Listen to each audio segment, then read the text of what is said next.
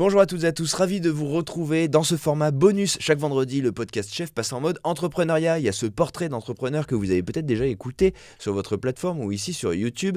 Et il y a donc ce format Ouvrir un restaurant avec toi Adrien. Salut Adrien. Salut David. Aujourd'hui, tu vas éclairer un point, une des étapes qui nous mène vers l'ouverture d'un restaurant. On va se parler du concept et de la manière surtout dont on peut le tester. Ouais. C'est que c'est pas idiot de tester son concept avant d'ouvrir les portes. Et en même temps, j'ai envie de dire, si tu t'aperçois que... Enfin, tu vas nous raconter. Ouais, mais le concept, c'est tester son concept. Pour moi, c'est hyper important. Tu récoltes un peu les retours, les premiers retours, et ça permet d'avancer et d'avoir en tout cas une opportunité de modifier, de répéter en conditions réelles et de modifier en fait derrière en fonction des retours que tu as. j'ai. C'est pas mal le côté répéter en conditions réelles, parce qu'en fait derrière le truc de c'est bon, c'est pas bon auquel les gens pensent forcément en premier lieu, mais qui est un petit peu, c'est pas que ça, c'est aussi voir si on arrive à servir tant de personnes, voir si en cuisine c'est fluide, voir si on arrive à se déplacer, voir si le matériel il est bien et tout ça. Ça apprend tout ça. Tu vas nous le raconter. Comment ça marche, comment on s'y prend justement pour tester son concept avant l'ouverture? Déjà super simple, tu fais ça avec tes proches, franchement au début dans ta cuisine, tu testes. Mais au tout début, là on se parle pas de local, on se parle de rien du tout, non. Là on est au tout début de l'histoire. Déjà tu testes si ton concept est viable, et ensuite après tu essaies de tester aussi en temps réel. Donc, ce que je parle pas mal de pop-up ou dîner privé, mais ça permet, tu vois, je sais pas, tu as le marché de ta ville, je peux avoir tu te renseignes auprès de ta mairie, tu peux avoir un stand. Ça coûte pas grand chose en fait, c'est 3 jours de prépa, enfin un jour de prépa peut-être ou 2, et un jour de stand et de mise en place en conditions réelles. Déjà tu vas te percevoir que en fait j'en sais rien, mais c'est peut-être mieux de préparer tes pains au four vapeur que dans une eau bouillante. Super, ça te permet, déjà tu te rends compte qu'il faut pas, enfin le devis du cuisiniste tu prendras juste le four mixte et tu prendras pas tout ce qui va avec. Tu te rends compte qu'en fait c'est mieux d'être deux que tout seul, donc tu testes vraiment en conditions réelles, et derrière même pour toi tu arrives en plus à te structurer et à voir comment tu peux délivrer quoi. C'est pas bête ces histoires de pop-up et de marché, c'est vachement bien. Le marché en fait, tu prends ton stand, ça te fait un mini resto, tu testes ton truc quoi.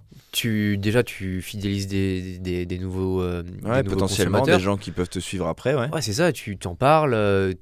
Puis c'est super parce que du coup t'as un contact client, les gens tu te fais ton petit compte Instagram, tu fais ta communauté, tu machins, pas mal. Tu peux même utiliser, il y en a plein qui font des pop-up dans des petits restos qui sont ouverts.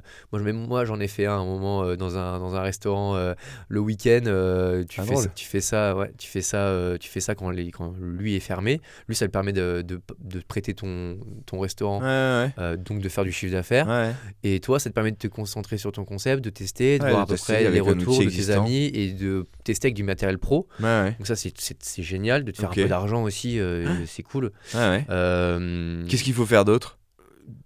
Quand tu fais ça, c'est bien de mesurer un peu ton temps de service, c'est-à-dire il y a eu un concept en tout cas où on a fait un test et on a eu pas mal de retours clients. En fait on s'est rendu compte qu'on était trop lent quoi. Alors la nourriture était top, mais une petite remarque de les gars vous êtes longs quoi. Et en fait vaut mieux que ça soit à ce moment-là que ce soit la réalité dans la réalité quoi. Je comprends. Donc ça c'est super important de mesurer aussi comment tu t'organises en termes de préparation. En fait les œufs maillots ça prend énormément de temps en fait. J'avais pas estimé ce temps-là en préparation, donc plutôt faire des préparations, des gros laps de temps sur tous les 2 jours, j'en sais rien.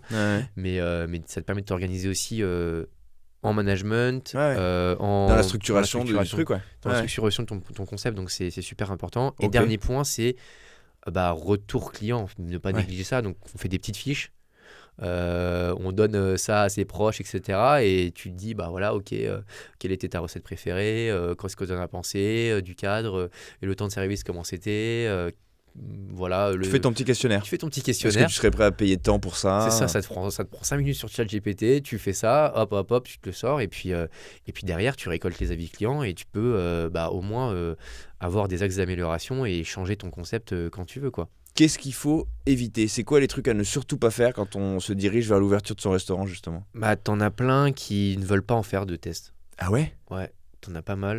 Mais par quoi? C'est par peur, en fait, Par non? peur, je pense, de retour, parce qu'ils sont sûrs d'eux aussi. Et ils n'ont pas testé Enfin, ils voulaient pas. D'accord. Et donc, moi, j'en ai eu quelques-uns. Et en fait, au final, on l'a fait quand même, tu vois. Ouais, ouais. Et c'était bénéfique. Et derrière, en fait, on a eu plein de retours là-dessus. Ouais. Et c'est ça. Franchement, ça coûte un peu d'argent, c'est vrai, ça coûte du temps, parce que tu es dans ton ouverture, tu as 1000 trucs à gérer, Ouais. mais c'est bien d'avoir des premiers tours Je comprends. et de se dire, ok, mon concept, il marche pas, et derrière, toi, ça te permet de mûrir un peu le projet, de faire un peu d'argent, même si parfois t'en fais pas, mais au moins tu comprends et tu fais plein d'erreurs au début, mais c'est bien d'en faire au début tant que t'as pas tant que t'as pas ouvert, quoi. Ouais. Faut mieux faire un maximum d'erreurs pour ajuster derrière quand t'as pas ouvert que l'inverse. Trop marrant, c'est presque la première des choses à faire quand je t'entends. Je me dis, en fait, Ouais. t'as l'envie de monter C'est ton vrai. resto, t'es chef, et ben voilà, Ouais. je vais vous faire ça. Qu'est-ce que vous en pensez, quoi? Bah, j'ai un chef que je suis, lui, il fait plein de pop-up.